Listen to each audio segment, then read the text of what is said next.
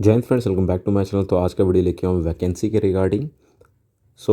इस वीडियो में मैं आपको बताऊंगा वैकेंसीज़ का क्या सीन है, कितनी वैकेंसीज़ होती हैं एसीसी के रिटन में, और फिर एसीसी के एसएसबी के दौरान टोटल वैकेंसीज़ कितनी होती है। तो मैं यहाँ पे रिटन की भी वैकेंसीज़ आपको बताने वाला हूँ, और एसएसबी के बाद जो रिकमेंडेशन के बाद कितनी टोटल वैकेंसी होती हैं एसीसी के एंट्री के लिए, वो भी मैं आपको बताऊँगा इसमें।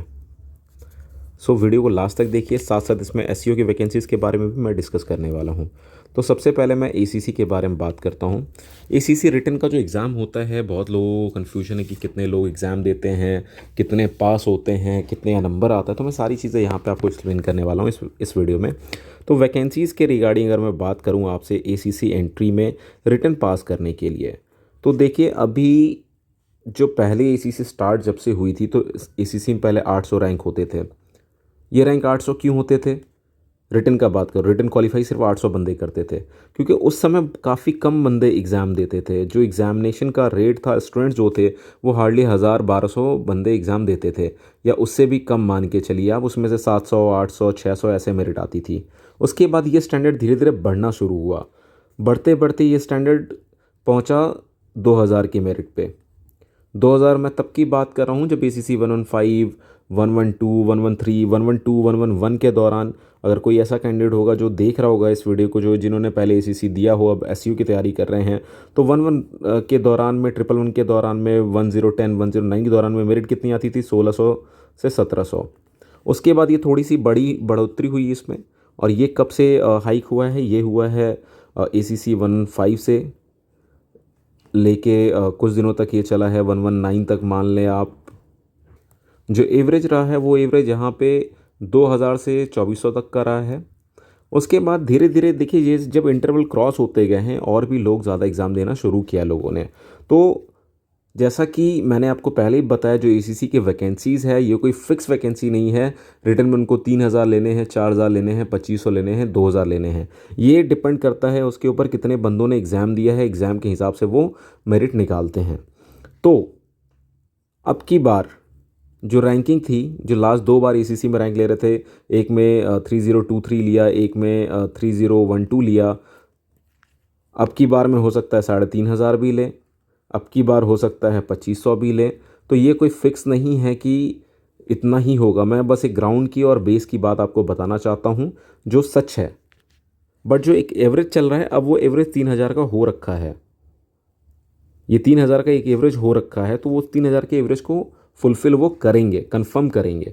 बट इसमें 3000 प्लस होगा डेफिनेटली। इस बार जो रैंकिंग आई वो 3000 से ज़्यादा होनी चाहिए, क्योंकि लगातार 2 बार 3012, 3023 ले रहे हैं, तो 3000 के मार्जिन को वो टच करना स्टार्ट कर दिया है।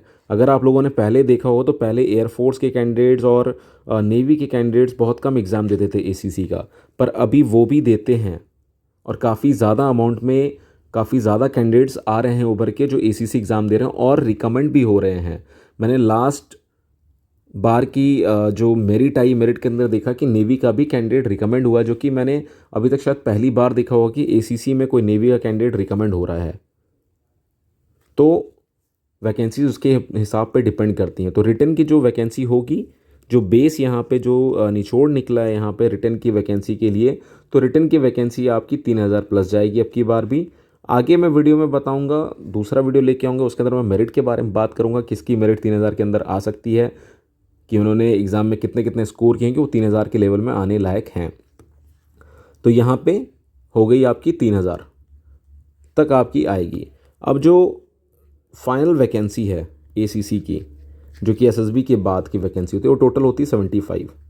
आज तक कभी भी 75 के 75 कैंडिडेट्स रिकमेंड नहीं हुए हैं। आज तक कभी भी 75 कैंडिडेट्स रिकमेंड नहीं हुए एसीसी एंट्री में। एसीसी एंट्री का हाईएस्ट है 74 कैंडिडेट्स, वो है एसीसी 118 की। और इस एसएसबी के दौरान एक अनोखा चीज़ हुआ था, इस एसएसबी में कोई भी बंदा स्क्रीन आउट नहीं हुआ था। जितने कैंडिडेट्स थे सारे के सारे कॉन्फ्रेंस आउट हुए थे, जो आउट हुए। और ये एक ऐसी एसीसी का एग्ज़ाम था जिसमें सबसे ज़्यादा कैंडिडेट्स 74 बंदे रिकमेंडेड थे। 78 रिकमेंड हुए थे, जिनमें से 4 मेडिकली आउट थे और 74 की मेरिट लगी थी फाइनल ट्रेनिंग के लिए। तो ये सबसे बड़ा बैच रहा है आज तक का एसीसी का, अभी तक का। और अदरवाइज़ नॉर्मली कभी 54 भी होते हैं, 53 भी होते हैं, कभी 20 भी रिकमेंड होते हैं, कभी 22 भी रिकमेंड होते हैं। तो आप कुछ नहीं कह सकते कि रिकमेंड कितने होंगे। और यहाँ पे उनको 75 सीट फुल नहीं करनी है, 75 ऑफिसर्स लेने हैं, तो उसी हिसाब से वो अपना डिसीजन लेते हैं। इसके बाद चलता हूँ मैं एसईओ की वैकेंसी के बारे में। जैसा कि आप लोगों को पता है, एसईओ में कोई रिटन एग्ज़ाम ही नहीं है। तो यहाँ पे एसईओ वालों के लिए एक तो हडल ख़त्म हो जाती है, बट दूसरी हडल है इनके लिए स्क्रीन होना, उसके बाद आगे एसएसबी के जो बचे हुए दिन हैं वहाँ सर्वाइव कर पाना और रिकमेंड होना। एसईओ का जो रिकमेंडेशन रेट है बहुत ही कम है। पिछले बार 4 कैंडिडेट्स रिकमेंड हुए थे, उससे पहले भी 4 या 6 के आसपास बंदे रिकमेंड हुए हैं, जबकि इनकी वैकेंसी होती है टोटल 100। बट एसईओ की वैकेंसी में सबसे बड़ी समस्या ये है कि उनको यूनिट वाइज, ट्रुप वाइज बांटा गया है। एसीसी में क्या है कि अगर एसीसी में अगर मैं बोलूँ सिख रेजिमेंट के 50 बंदे अच्छा परफॉर्म कर रहे हैं तो 50 के 50 के अंदर अगर क्वालिटी है तो 50 के 50 अंदर आएंगे। पर इसमें अगर 50 बंदे सिख रेजिमेंट की क्वालिटी है तो जिनका आगे स्टार्टिंग में अच्छा नंबर रहेगा वही सामने बाहर निकल के आएंगे, अदरवाइज़ बंदे बाहर नहीं निकलने वाले। पर एसईओ में ऐसा नहीं है। अगर 50 बंदे रिकमेंड होते हैं तो उनके लिए, अगर वो इन्फेंट्री से हैं तो इन्फेंट्री के लिए फ़िक्स वैकेंसी है। मैं जो एसईओ के बारे में बात कर रहा हूँ 100 वैकेंसीज़ के लिए, मैं उनके ऊपर अलग से वीडियो लेके आऊँगा, जहाँ पे मैं बताऊँगा कौन सी रेजिमेंट के लिए, कौन सी यूनिट के लिए कितनी वैकेंसीज़ हैं। बहुत ही जल्द लेके आऊँगा मैं उसके ऊपर, उस टॉपिक पे। साथ ही साथ अगर आपका कोई कमेंट है, कुछ जानना चाहते हैं तो कमेंट सेक्शन में को मेंशन करिए। मैं डेफिनेटली उसके ऊपर आपको बहुत जल्द वीडियोस ला के दूँगा। तो ये थी वैकेंसीज़ के ऊपर वीडियोस की कितनी वैकेंसी होती है और कितने रिकमेंडेशन रेट है वो भी मैंने यहाँ पे आपको बताया है। साथ ही साथ अगर एसईओ का जो वैकेंसीज़ है 100 वैकेंसीज़ होती है और उसमें रिकमेंडेशन रेट बहुत ही पुअर है, तो अभी उन्होंने साथ में और एक चीज़ क्या करी है अब की बार एसईओ के लिए, तो 2 साल के लिए इन्होंने प्रोविज़न पे क्या किया है कि अपनी जो स्क्रीनिंग है वो हटा दी है। तो स्क्रीनिंग मतलब डे 1 का जो प्रॉब्लम है वो सॉल्व हो गया है। बट अभी होगा क्या इसमें, बहुत लोगों का क्वेश्चन है कि सर क्या डे 1 होगा ही नहीं, कि कैसे करेंगे। तो जो प्रोसीजर एसएसबी के 5 डेज़ वो पूरे फॉलोअप होंगे, बट जो डे 1 को बंदे आउट होते थे वो रिटर्न अब नहीं जाएंगे डे 1 को, और वो जाएंगे सीधे 5वें दिन को। जो रिकमेंड हुआ वो इन, और जो रिकमेंड नहीं हुआ वो बाहर।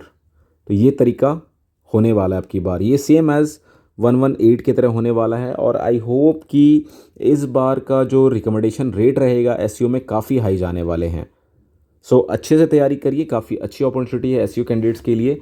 जो इस साल एसईओ दे रहे हैं उनके लिए बेस्ट अपॉर्चुनिटी है ये रिकमेंड होकर आगे निकलने के लिए, क्योंकि अब की बार कोई भी स्क्रीन आउट होने वाला नहीं है।